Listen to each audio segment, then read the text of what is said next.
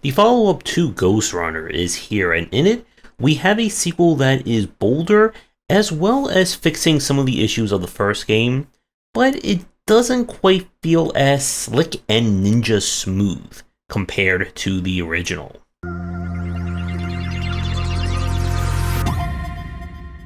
Our story picks up shortly after the events of the first game. We are still playing as the Ghostrunner Jack, trying to unite the various factions and people living in the tower, the only source of human civilization left on the planet. But when a new faction of baddies seek to threaten everything, we are going to have to stab, ninja star, and apparently drive our way to solving this case.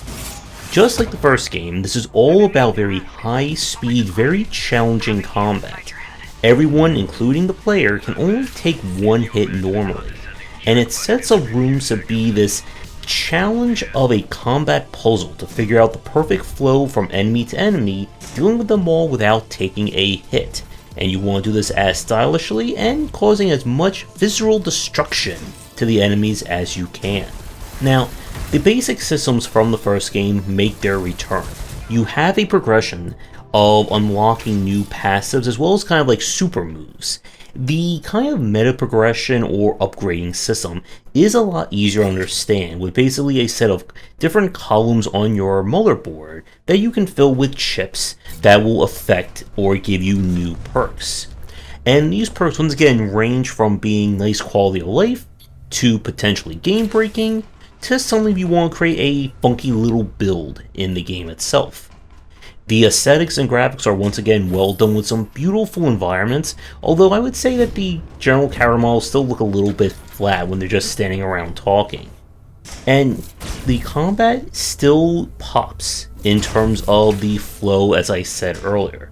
There are a few new enemy designs, but the main thing in terms of improvement from Ghostrunner 1 to 2 has been, I guess, trying to make things a little bit easier to play. There's still that issue sometimes that without having kind of like a smart detection or kind of helping the player make some of the jumps, you'll still under or overshoot things. But the most welcome change out of all this is that you now officially have a block. By holding down the right click or right mouse button, you can basically parry or auto parry all normal hits. This will consume your stamina meter and will not reflect bullets back. If you hit the parry button at the right time or get a perfect parry, this will set up either melee enemies for an instant kill or bounce enemy bullets back at them or in their general direction, allowing you to get easy kills. This one change completely changes the difficulty of Ghostrunner 2 compared to the first one, where there was always that issue of that one enemy who could just pop you, or if you couldn't get them just right, could end the entire room.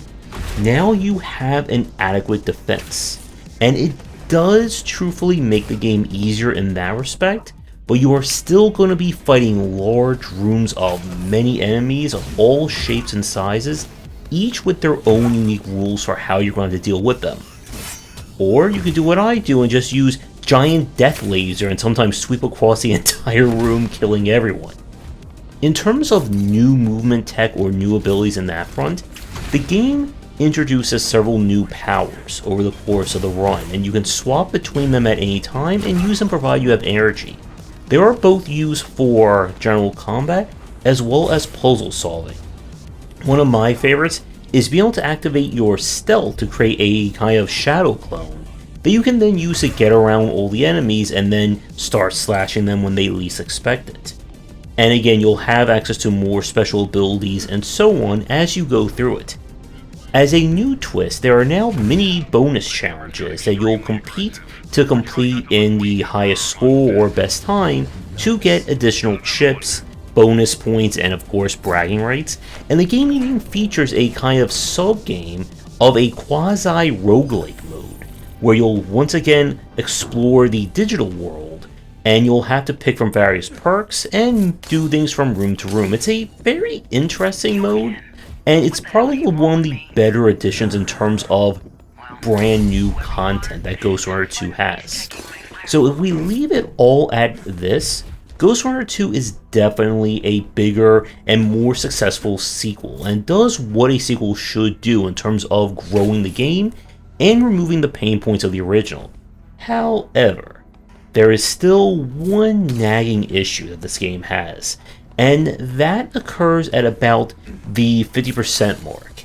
And it's when the game turns into an open world exploration.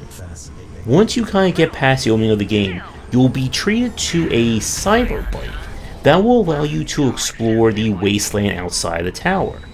But this is done in probably the most generic open world game possible. You are limited to where you can explore. A lot of your advanced movement tech is essentially turned off in favor of driving your bike around, and it completely kills the momentum that the game has. You see, with Ghostrunner, this design, again, is about the very high-speed play, getting to that flow state of, say, a Hotline Miami. Taking that away just ruins the pacing of the game.